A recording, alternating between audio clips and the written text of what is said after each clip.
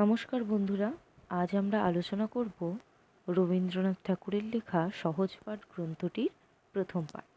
তো চলো শুরু করি। বাদল করেছে, মেঘের রং ঘন নীল, ঢং ঢং করে 9টা বাজল।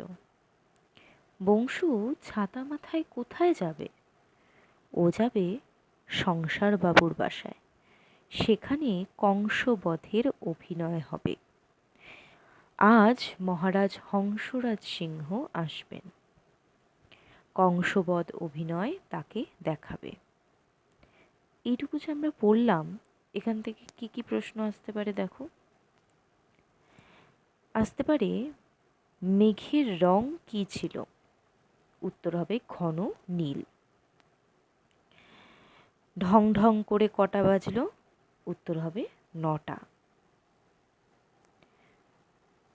বংশু ছাতা মাথায় কোথায় যাবে? উত্তর হবে সংসার বাবুর বাসায়।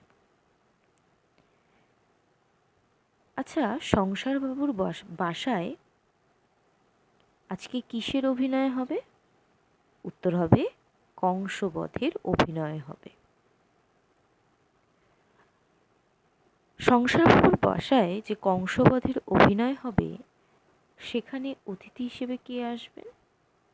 আসবেন মহারাজ হংসরাজ সিংহ। তোমরা কি বুঝতে পেরেছো এটুকু? বুঝতে পারলে অবশ্যই আমাকে কমেন্টে জানিও।